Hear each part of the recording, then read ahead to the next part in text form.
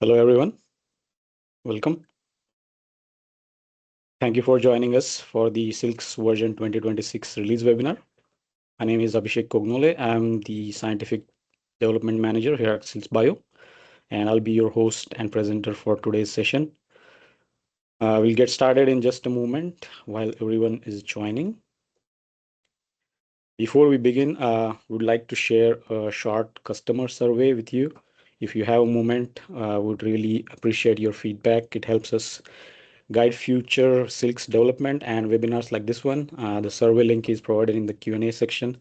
So please feel free to complete it now or at any point during the session.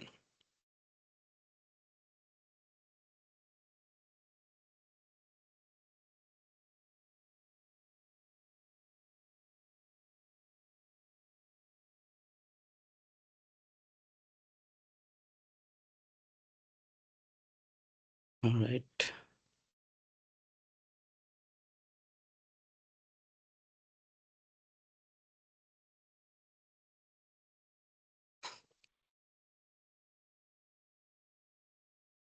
Okay. Thanks again. Let's go ahead and get started. Today's webinar will provide an overview of the SILCS version 2026 release, highlighting new capabilities and workflow improvements across the SILCS Bio software suites. While the session is intended primarily for current and former SILCS users, we will begin with a brief introduction to SILCS to provide context for those who may be new to the platform. A few quick housekeeping notes before we begin. We have about 40-minute presentation followed by live Q&A session.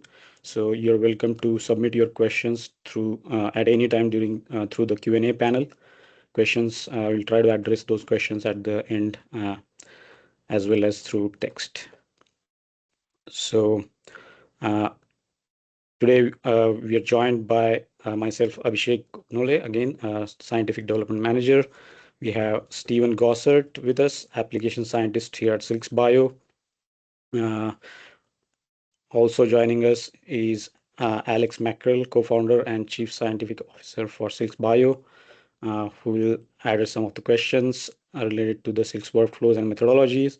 And we have Dr. Wenbo Yu, who is Research Associate Professor at UMB and also consultant for SILCS Bio.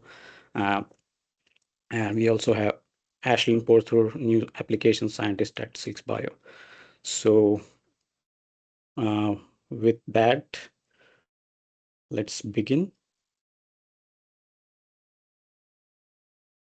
Start sharing the screen.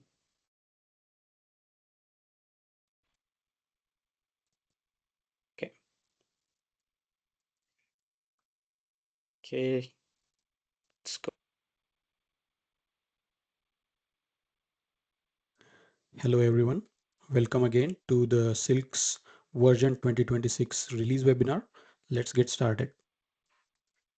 Today we will be going over these topics. For those who are new to SILCS, we will briefly introduce the SILCS method. Then we will take you through some exciting new features we are releasing in version 2026. Then we will take a look at latest application of SILCS based workflow. And lastly, we will talk about what's in the development stage and end the webinar with a Q&A session. So let's begin with an introduction to SILCS. The fundamental idea behind SILCS, which stands for Site Identification by Ligand Competitive Saturation, is to use simple chemical solutes to map the functional group affinity of the entire protein. The probe molecules, along with water molecules, compete with each other to occupy most favorable interaction sites on the protein. We extract this information, analyze, and process it to generate a pre-computed ensemble of affinity maps, which we call frag maps.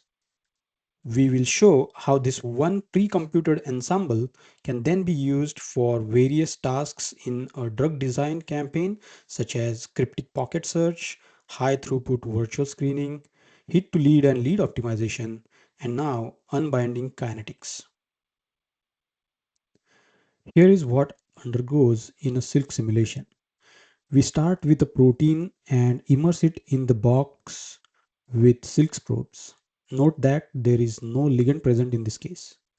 10 systems of the solvated target protein are generated as starting structures for 10 independent runs. We then run each of the 10 systems for 100 nanoseconds of MD simulation. After every 1 nanosecond of MD simulation, we introduce an enhanced grand canonical Monte Carlo, that is GCMC simulation, for 100k steps before resuming the next MD simulation. Here, the MD simulations allow for conformational sampling of the protein as well as the probes and waters, and the grand canonical Monte Carlo simulation allows for sampling of probes in deep pockets. The information from this huge calculation is then processed to generate the frag map as shown on the right side. To do that, we divide the full 3D space into tiny cubic voxels and calculate the probability of each probe occupying each voxel. Now here is a representation of what we find in the presence of a protein. The probability of a probe molecule occupying a given voxel is driven by its favorable and unfavorable interactions with the protein. There are regions with higher and lower probabilities than the probability of probes interacting with each other in the absence of the protein. And importantly, there are regions with no probability.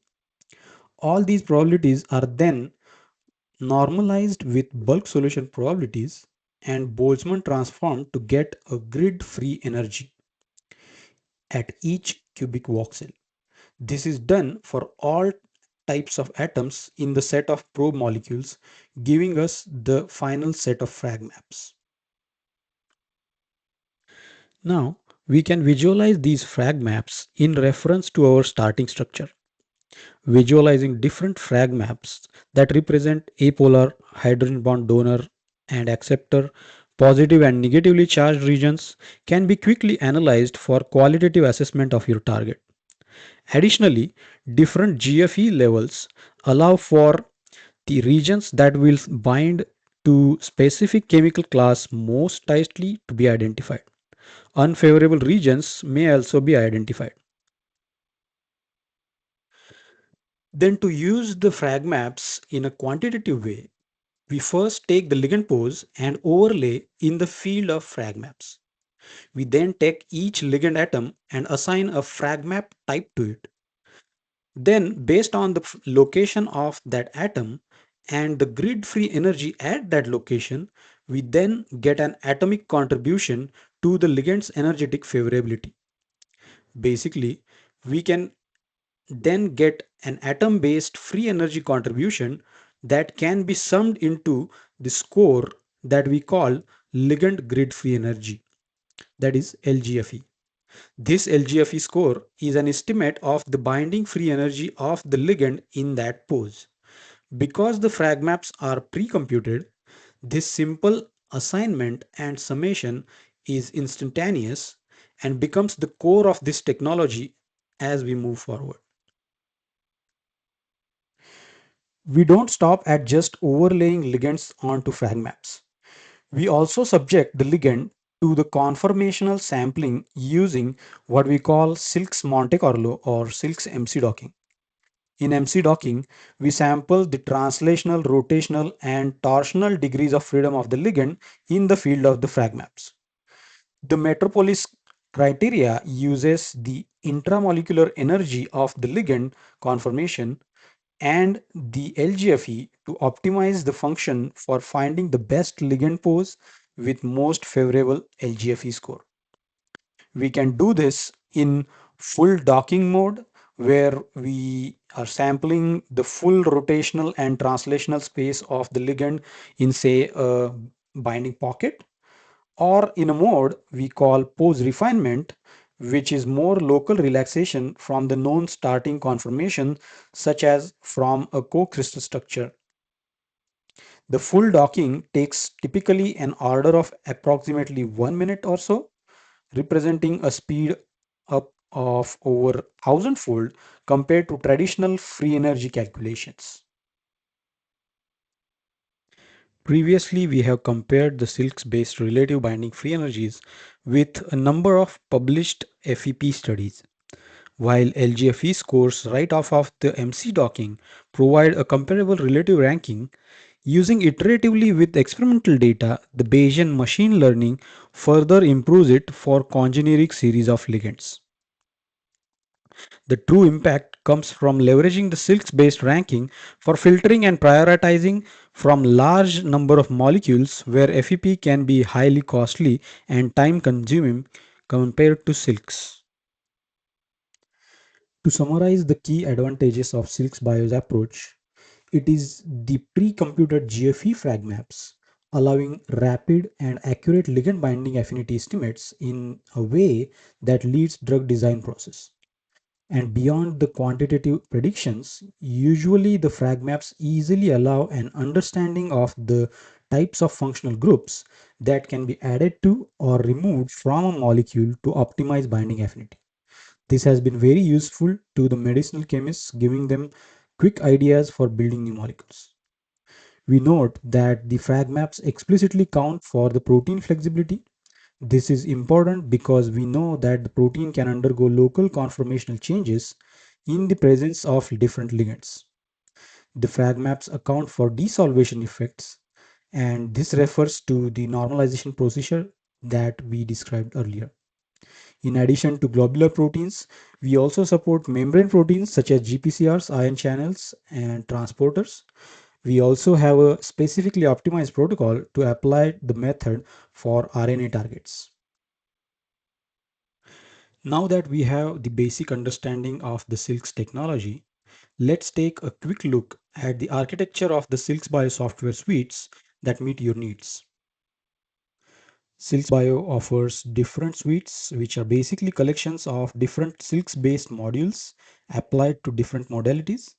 The small molecule suite applies the novel SILCS methodology to cover the conventional drug discovery process and includes SILCS frag maps, SILCS hotspots, SILCS pharmacophore, SILCS MC docking plus ligand optimization, SILCS Bayesian machine learning, and SILCS water modules. Additionally, users can opt to include the modules from covalent and kinetic suites. Today, we will be showcasing the SILCS pathway and SILCS kinetics modules.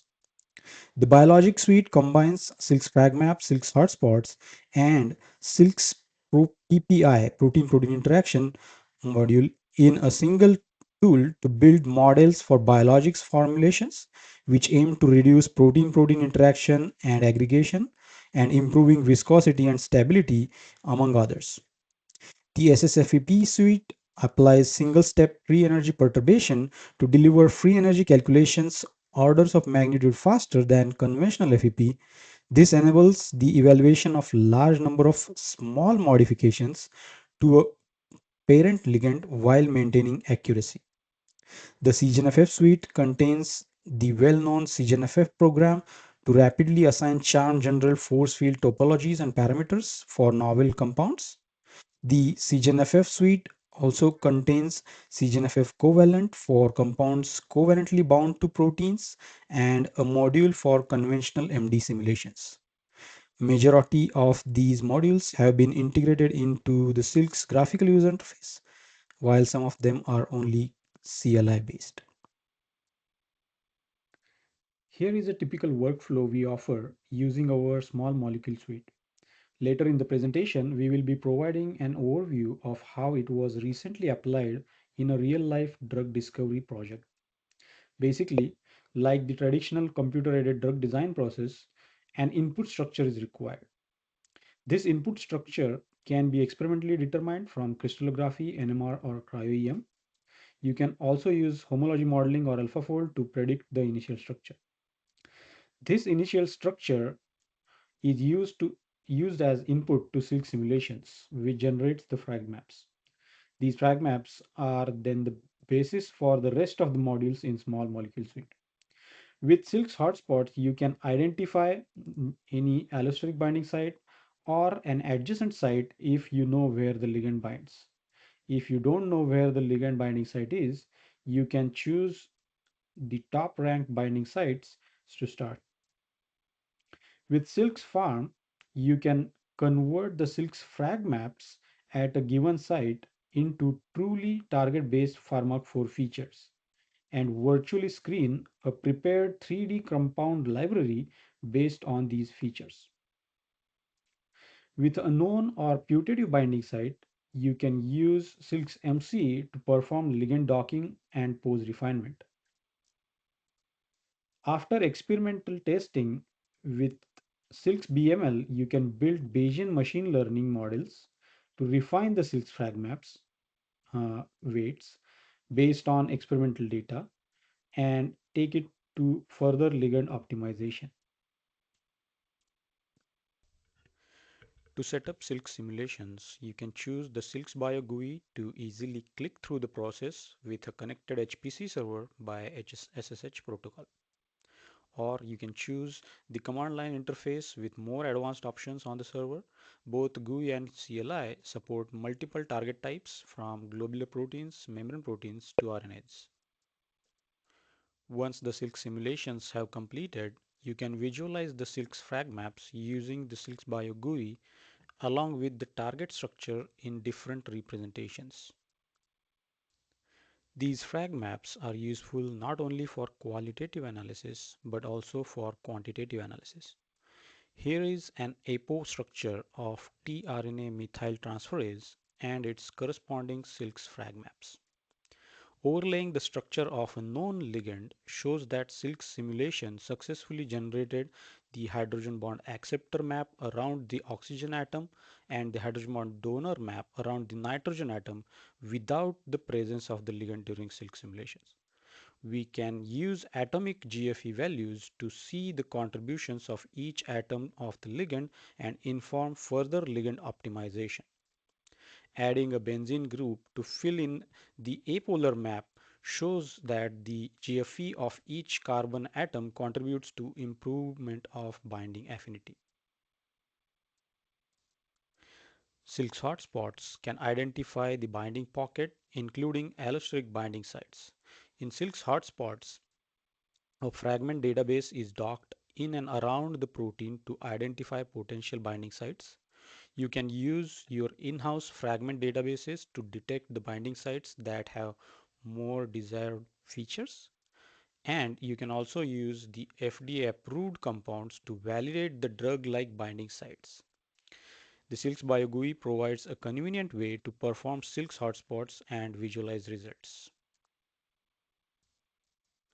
SILCS Farm can accurately generate the target-based pharmacophore features based on the SILCS frag maps at a chosen binding site. The pharmacophore generation is ultra fast, which only takes a few seconds on a personal computer. You can manually select and deselect the features and adjust the radius of certain features as needed. The exclusion map, shown as small dark beads, can also be included for a pharmacophore based virtual screening. The pharmacophore feature based virtual screening included in the SILCS Bio platform can easily handle millions to billions of compounds. Finally, in SILCS MC, you can perform ligand pose refinement, exhaustive docking, or ligand optimization.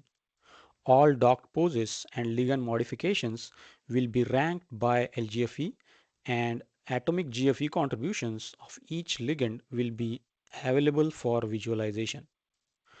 With the subtle atomistic GFE contributions in your hands, you can either do a quick pose refinement to generate a more fit pose or further refine the ligand using SILCS MC ligand optimization. The accuracy of SILCS MC is at the same level as traditional FEP methodology, but only in a fraction of the computing time.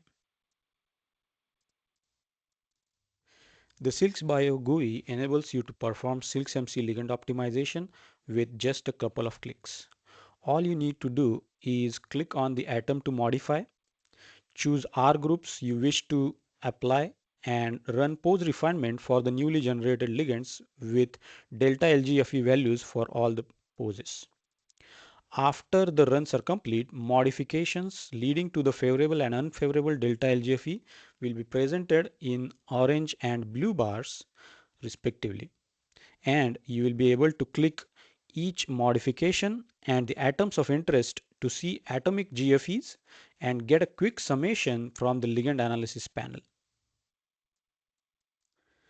Next, Stephen will take us through the new updates coming in version 2026. Updates in version 2026 feature many improvements to the command line interface, including support for extracting frames from the molecular dynamics trajectories of the SILCS probes interacting with specific residues during SILCS simulations, support for batch processing of ligands with an optional combine or separate mode for output in CGNFF, and an update to CGNFF version 5.0. Quality of life updates to improve the post-processing speed of SILCS biologics results with automated plotting and automated occupancy calculations, and improved job tracking in SILCS biologics that adds step numbers to the log files to prevent the loss of log files when running the workflow stepwise. Updates to SILCS covalence to allow SDF as input for warhead ligands, and maintaining documentation of the cutoffs being used during data collection. And we also are introducing the Kinetics suite as part of the new Small Molecule Plus suite. Kinetics includes two different workflow modules, SILCS Pathways and SILCS Kinetics. SILCS Pathways is used to model all pathways out from a specified binding pocket, while SILCS Kinetics is used to estimate the K-off value of a set of ligands along the pathways that have been determined by SILCS Pathways, and uses SILCS MC and a machine learning model.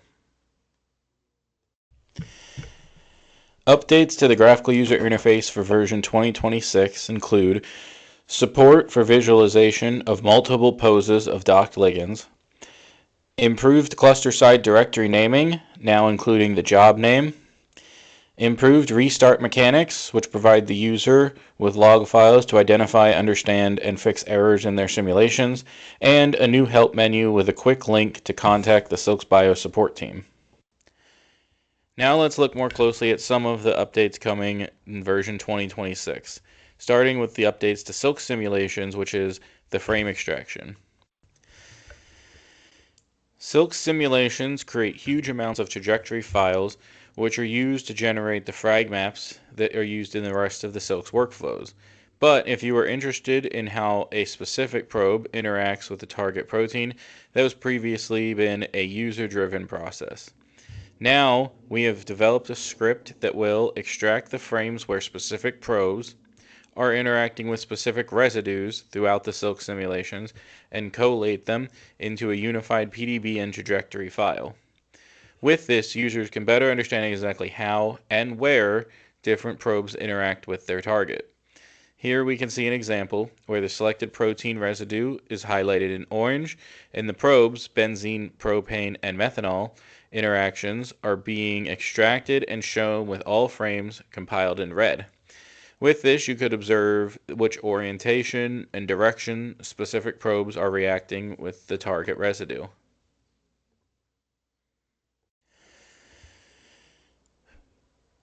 Next, let's discuss the CGNFF batch processing.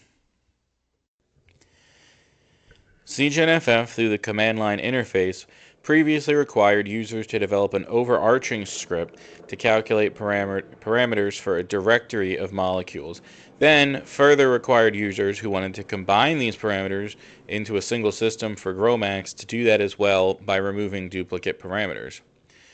With the addition of the CGNFF batch script, users can now provide a directory of ligands to CGNFF and choose the output mode as either combine or individual.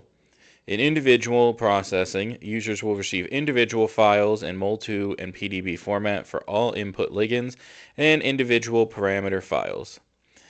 If the user chooses grouped, they will receive the same individual files, but for GROMACS, it will comment out any duplicate parameters to prevent errors in reading input parameters. Now let's take a look at the quality of life updates in the SILCS biologic post-processing and automated plotting. SILCS biologic post-processing and graph generation has historically been a user-driven interaction, forcing users to develop their own scripts to read in data and create plots. We have developed a script to automate this process and generate plots for predicting excipient interactions for a user-specified set of conditions, which can be tuned based off of your experimental data, with the default cutoffs being our recommended conditions. The script generates plots like the one shown here, which are cumulative distributions of the number of binding sites that meet the provided cutoff conditions for LE, PE, and LGFE. The vertical dashed black line represents the LGFE cutoff at which the user wants to rank order the number of binding sites for the excipients, and the legend has the number of binding sites that meet this filter condition at the specified LGFE cutoff. This provides users with the ability to quickly test excipient binding potential for quick decision making and experimental design, or to quickly sweep a series of cutoff conditions. In addition to generating predictive plots of binding sites versus LGFE cutoff, we have added scripts to simplify validation against experimental datasets. This script works similarly, generating plots as the primary output, with the exception that this script requires input data in the form of a CSV file, formatted as shown in the upper right. An example of this file is called experimentaldata.csv, which will already be located in your for results directory of a SILCS biologics run. So this must simply be edited with your data. The script will then read this in and plot the experimental value, in this case viscosity, versus the number of binding sites that meet all three filter conditions of LGFE, LE, and PE, which are printed at the bottom of the plot. This makes the data and experimental validation portion of SILCS biologics much faster and provides clear and easy to understand plots. Now let's discuss further the Kinetic Suite overview. The Kinetic Suite is a new suite that is composed of two individual workflow modules called SILCS Pathways and SILCS Kinetics, which we'll cover separately. The first module within the Kinetic Suite is called SILCS Pathways. The goal of this is to categorize paths out of a user-specified binding center, then cluster these pathways to find unique path clusters that a potential ligand can navigate to exit a binding pocket. Of importance, this method is agnostic of both ligand-specific interactions and ligand size, and simply represents pathways out of the binding pocket center. The workflow is separated into 6 distinct steps. The first step is to set up targets for your pathway probe to aim for from the center of the binding pocket. This is done by setting up a Fibonacci lattice with the default 500 points spaced around the surface of your protein. Second is an A-star search algorithm, which moves the probe from the user-defined center towards each of the Fibonacci points, creating up to 500 pathways out of the user-defined center.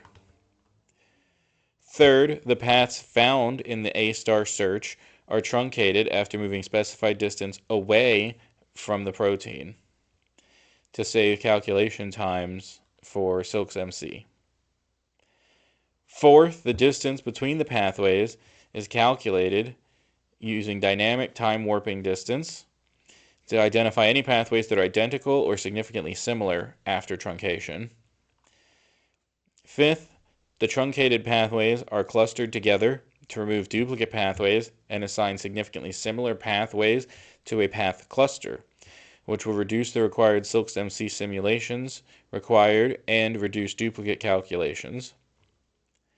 Finally, the last step is to set up a visualization, which allows the users to see all the pathways found in the A-star search divided up by path cluster. Here we can see a visualization of the pathways divided by path cluster by color from PyMol. In this visualization, the path cluster ID has been appended to the object name to make identification of grouped pathways easier for the user.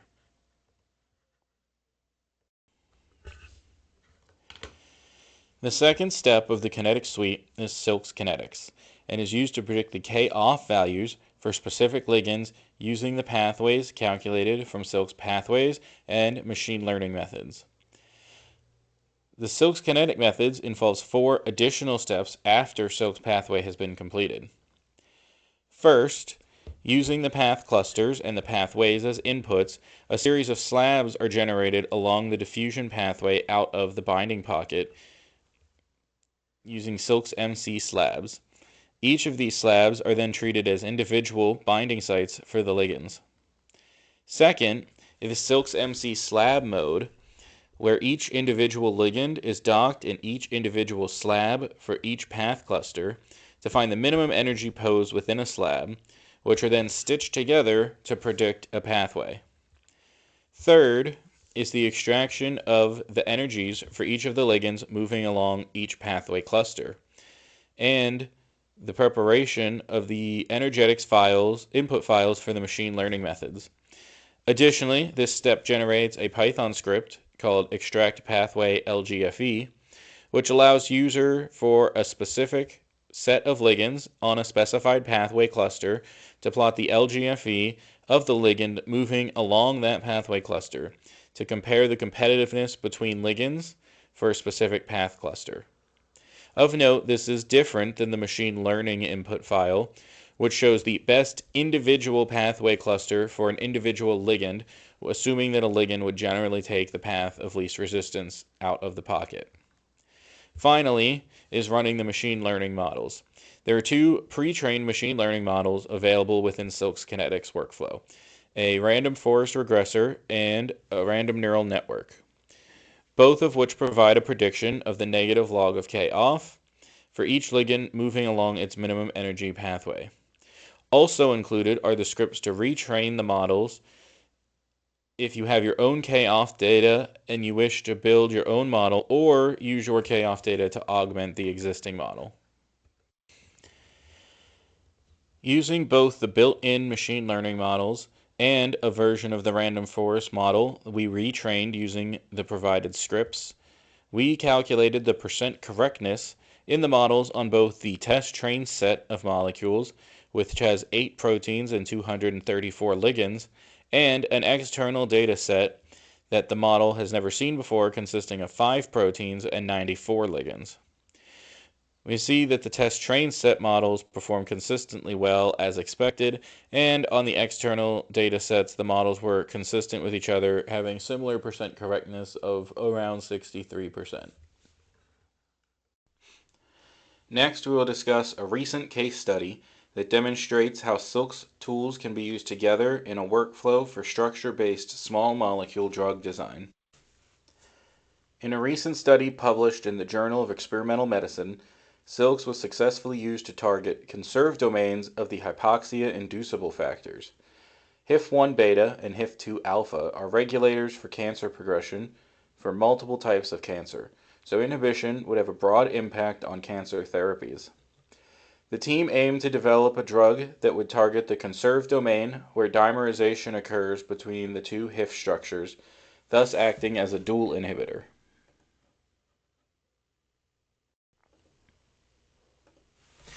To start, the team extracted the HIF-2 alpha structure from the HIF dimer. SILCS frag maps were then generated of the HIF-2 alpha structure to understand the interaction between HIF-1 and HIF-2. Here we can see the frag maps, including apolar, H-bond acceptor and donor, and charge acceptor and donor, as well as the chemical solutes used in the SILCS simulations. Once generated, these frag maps are the basis for the rest of the SILCS experiments done throughout the drug discovery campaign. Following frag map generation, SILCS hotspots was run using the Rings and Drugs database to identify highly interactive sites over the surface of HIF-2 alpha. Here, we can see all the hotspots that were identified, colored by their ranking.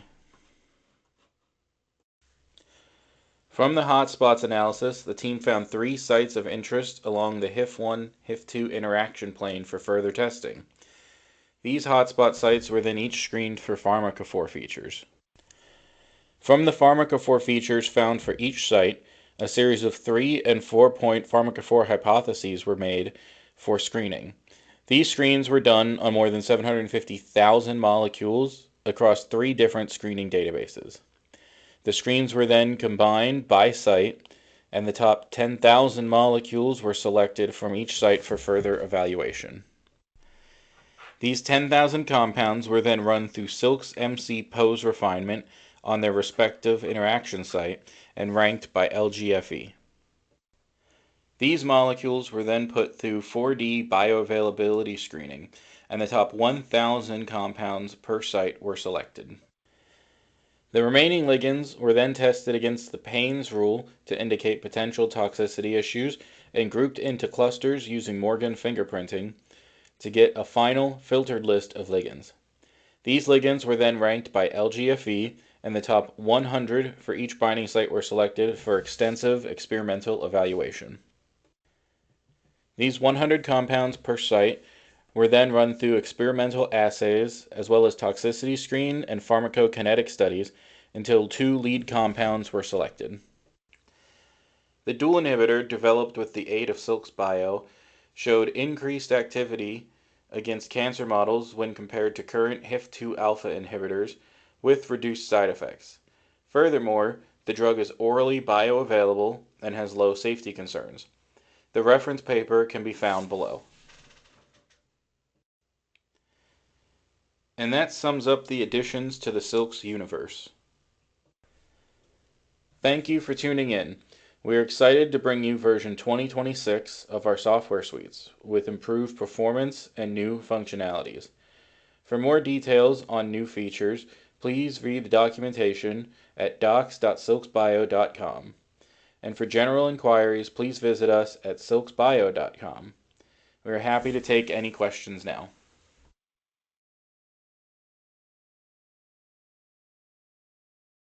All right. Thank you for staying, and we will take some questions now. Let's see, some questions popped up in the Q&A section. So let's start with first. How is SILCS different from a regular mixed MD? Is sampling better? Yes, unlike conventional mixed solvent MD, SILCS uses competitive sampling with multiple probe types under using, in addition to that, we use GCMC, allowing rigorous normalization against the bulk solution. This enables conversion of probe occupancies into a quantitative grid-free energies that we call frag maps rather than a qualitative density maps. So as a result, SILCS provides more physics-based ligand-independent affinity maps that can be reused across workflows. Can I add to that?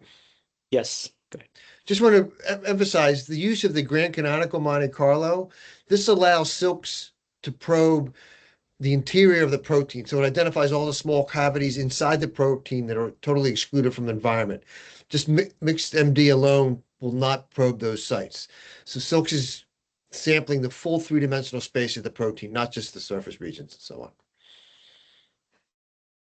Thanks, Alex. Next one says, the mesh around molecules, are they contour lines for a particular kcal per mole? Is this tunable? Yes, conceptually, yes. Frag maps are 3D grid-free energy fields, and the visual isosurfaces represent regions below the chosen free energy threshold, right? So, however, the underlying data is continuous voxel-based free energies, and you can use that quantitatively for scoring and optimization, and not just visualization. Okay. Next one says, is this token based? What's the token economics? I see SILCS has GUI as well. Is this shipped together? Yes, so we provide both GUI and command line interface to our users. We have user-based licensing instead of token-based. So an authorized user can basically leverage all their computational compute to run as many SILC simulations at the same time, and he's not limited by the tokens provided. Next one says, what do you mean by excluded volume? For the SILCS farm method, Is it like VDW, van der Waals surface? No, actually, so excluded volume features are derived from the exclusion map generated alongside the other frag maps. The exclusion map represents like regions where the protein remains rigid and the fragments are unable to sample during the silk simulations, right? So these voxels are assigned a high penalty of like 1000 plus kcal per mole, ensuring that they contribute strongly unfavorably when scoring the ligands, right? And you can use the same to then generate pharmac for features to get away from conformations that may be protruding into those exclusion regions. Okay, Ashlyn asked to upvote. That's good. Okay, next question. Maybe I'm naive. What's the utility for extracting frames with fragments? You want to take that, Stephen? So one big advantage is you get to see how probes specifically are interacting instead of like a composite average that you would see out of the frag maps. It allows you to extract out specific protein conformations where it's interacting with specific probe molecules, which is something that otherwise you couldn't do. So this allows you to generate input for other MD-based workflows for your protein. Yeah, thank you. Alex, you want to add to that anything? No, he covered it nicely. I think it was used in combination with HDX as well somewhere, right? We're developing a methodology to look at the distribution of like hydroxide in and around amide bonds to better interpret mass spec HDX experiments. Perfect. Thank you. Next question is biologics a separate suite? Is it available as GUI to customers? Does SILCS help in prepping the antibody of interest? Yes, so as we showed, we provide this biologic suite as a separate collection of different modules, and you can use that workflow through the graphical user interface as well.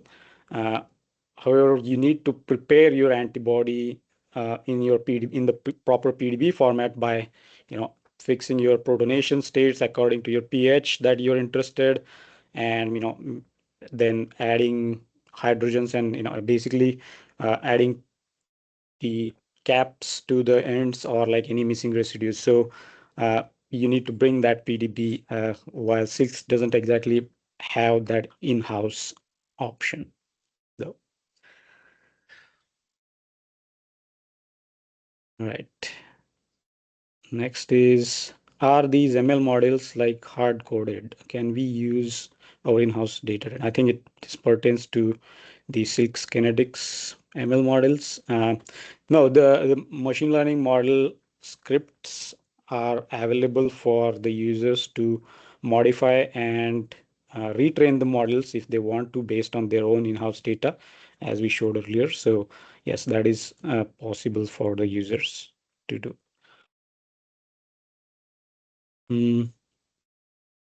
Okay. Let's take SILCS kinetics. Is it just for K-off? How can we use this for other purposes in the drug design? Say ligand optimization, SAR campaigns, other admit endpoints. This seems really interesting. Alex, you want to address that, or Wimbo? Well, the kinetics module is giving you all of the accessible pathways for a ligand to move out of the binding pocket to the surface. Now, the obvious interpretation is with respect to K off. However, you can then take your K off and then expand that to add considerations and so on. You also start to map where the ligand is interacting with on the surface of the protein and so on. So essentially, the sky's the limit. SILCS provides a huge amount of information, and how you use that information is up to your imagination and so on. And remember, along the pathway, you're getting the energetics of the full ligand, but you're also getting the energetics of individual functional groups fragments in the ligand, so we can partition how, say, a given aromatic group or heterocycle is contributing to, say, the barrier to the dissociation and so on. So again, there's a lot of information content in the silks that you could be used in different ways. All right, thank you. So I missed this one. Which algorithm you use to cluster the binding trajectories as they're not globular? Are you using HDB scan? If this pertains to the extract frames question, like feature that we added, basically in SILCS we have the trajectories are aligned to the protein backbone. So after that, clustering is done. So first we extract the frames for different probes that are within that cutoff of given residue, and then the clustering is done for only the protein molecules so that we can identify what are the frames where certain probes are sampling in that orientation or something like that. I think if that's what. I think he's talking about the dynamic time warping. Wenbo, you want to address that question? Oh, you mean the classing, like the question about bending trajectories? Yeah. Classing, yeah. So basically, they're like similar to other classing method for the SILCS kinetics. Once we get all the pathways, when we do the classing, there is a user-defined DTW distance cutoff, and that cutoff, like user has the flexibility to tweak it. And similar to other like classing method, like definitely like using a larger like cutoff, you will ending up like with less clusters, but more like diverse pathways in each cluster. So once like you play with that value, you will like have a sense about what going to be the optimal value. Because like we have the scripts to visualize all the clusters afterward easily, and you can like double check those pathways being generated, and then go back and tweak your cutoff in order to come up with the optimal set of clusters. All right. To continue with that, there's a question about how do you know all the pathways are adequately sampled?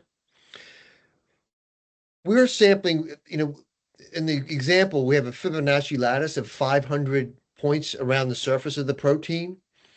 So we're sampling 500 possible pathways and then doing the clustering that Wenbo just described. And so from that, we identify maybe 4 or 5 unique pathways.